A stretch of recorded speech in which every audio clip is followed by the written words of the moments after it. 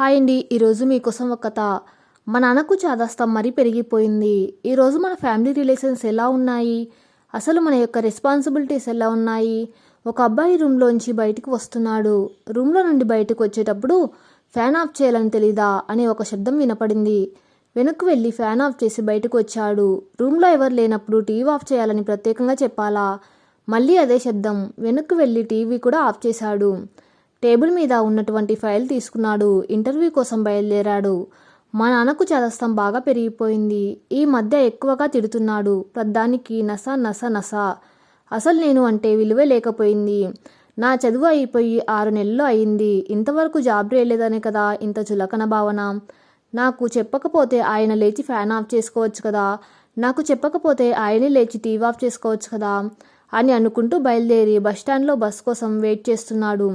10 నిమిషాలు అయింది, బస్ రాలేదు. ఇంటర్వ్యూకి లేట్ అయిపోతుందేమో అనుకున్నాడు. నాన్నగారు ఇచ్చిన 200 రూపాయలు జోబులో ఉన్నాయి. డబ్బులు ఉన్నాయి కదా అని ఆటోని పిలిచాడు. ఆటోలో ఎక్కి కూర్చున్నాడు. ఆఫీస్ వచ్చేసింది. అక్కడ దిగాడు.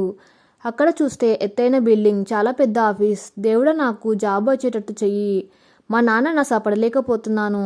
నేను తొందరగా మా నాన్నతో దూరం అయిపోవాలి అనుకుంటున్నాను అని మనసులో అనుకొని గేట్ లోపలికి వెళ్ళిపోయాడు. ఆ గేట్ చూస్తే ఫోల్డింగ్ గేట్ అస్తవ్యస్తంగా ఉంది. లోపలికి వెళ్తూ వెళ్తూ గేట్ని సరి చేసుకుంటూ వెళ్ళాడు. నడుచుకుంటూ వెళ్తూ ఉంటే ఇటు పూల మొక్కలు అటు పూల మొక్కలు ఉన్నాయి. పూల మొక్కల కోసం నీళ్ల పైపు పెట్టి ఉంది. కానీ ఆ పైపు జారిపోయి దారిలో ఉంది. నీళ్లు పోతున్నాయి. వెళ్తూ వెళ్తూ వండేసిన పైపు తీసి పూల మొక్కలకు వేసి వెళ్ళాడు. లోపలికి వెళ్ళాడు. రిసెప్షన్లోకి అడుగు పెట్టాడు. ఫ్యాన్ గిర్రున తిరుగుతుంది. రిసెప్షన్లో ఎవరు కూర్చొని లేరు. లోపలికి వెళితే టేబుల్ పైన ఉన్న కాగితాలు ఫ్యాన్ గాలికి ఎగిరిపోతున్నాయి. అవి చూసి ఆ ఎగిరిపోయిన కాగితాలను తీసి టేబుల్ పైన పెట్టి పక్కనే ఉన్న వాటర్ బాటిల్ని వాటిపైన పెట్టాడు. అక్కడ రాసి ఉంది, ఇంటర్వ్యూ ఆన్ 2nd ఫ్లోర్ అని. ఎవరు లేరు కదా, మెసేజ్ వచ్చేసింది, 2nd ఫ్లోర్ వెళ్ళాలి అని గబగబా మెట్లు ఎక్కుతూ 2nd ఫ్లోర్ వెళ్ళిపోయాడు. అక్కడికి వెళ్ళి చూస్తే దాదాపు 20 మంది కూర్చొని ఉన్నారు. తనలాగే ఇంటర్వ్యూకి వచ్చిన వాళ్ళు. ఇతను కూడా సైలెంట్గా వెళ్ళి కూర్చున్నాడు. ఒక్కొక్కరిని లోపలికి పిలుస్తున్నారు. వాళ్ళు ఇంటర్వ్యూ కోసం లోపలికి వెళ్తున్నారు. ఇంటర్వ్యూ అయిపోగానే అటు నుండి అటే వెళ్ళిపోతున్నారు. ఇంటర్వ్యూలో ఏం జరిగిందో చెప్పడానికి వెనక్కి రావడం లేదు. లోపలికి వెళ్ళే దారి వేరు, బయటికి వెళ్ళే దారి వేరు. ఒక్కొక్కరు వెళ్తున్నారు. అందరూ వెళ్ళిపోయారు. తనొక్కటే మిగిలాడు. అతని పేరు పిలిచారు. లేచి ఇక నేనే ఏమవుతుందో అనుకుని దేవుడా దేవుడా నాకు జాబ్ రావాలి అనుకుంటూ వెళ్తూ వెనక్కి తిరిగి చూశాడు. రూమ్లో ఎవరు లేరు కదా, ఫ్యాన్ తిరుగుతుందని ఫ్యాన్ బటన్ ఆఫ్ చేసి లోపలికి వెళ్ళాడు. ఆ ఇంటర్వ్యూ ఫ్యానల్లో 5 కూర్చొని ఉన్నారు. మై కమిన్ సార్ అనగానే ఎస్ కమిన్ అని అన్నారు. అతను లోపలికి వెళ్ళాడు. సార్, నేను కూర్చోవచ్చా అంటే నో, అవసరం లేదు, నీ ఇంటర్వ్యూ అయిపోయింది, you are selected, congratulations sir అన్నారు. అప్పుడు అతను నన్ను ఇంటర్వ్యూ చేయలేదు కదా, ఏం అడగలేదు కదా అన్నాడు. మేమందరి సర్టిఫికేట్స్ చూసాం, అంతేకాదు అని ల్యాప్టాప్ అతని వైపు తిప్పి రికార్డింగ్ మొత్తం చూపించారు.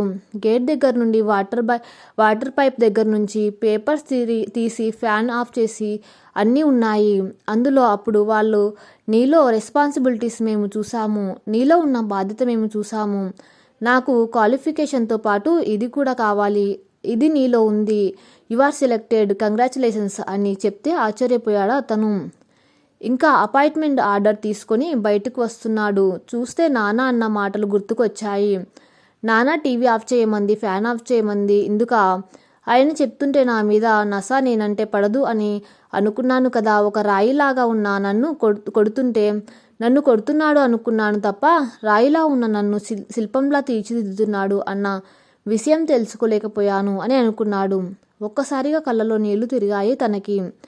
ఈ కథ ద్వారా నేను చెప్పాలనుకున్నది ఏంటంటే, నీకోసం ఎవరైనా ఏదైనా చెబుతుంటే ఎందుకు నెగిటివ్గా తీసుకుంటున్నాం? ఈరోజు యువత ఎలా ఉన్నారంటే దాదాపు అందరూ తల్లిదండ్రుల దగ్గర నుండి దూరం అయిపోతున్నారు.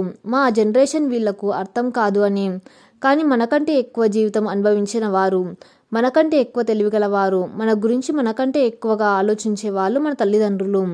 వాళ్ళది చాదస్తం కాదు, మన ఆలోచన చాదస్తం, మన చూపు చాదస్తం, మన వయసు చాదస్తం. అది మనం తెలుసుకోవాలి.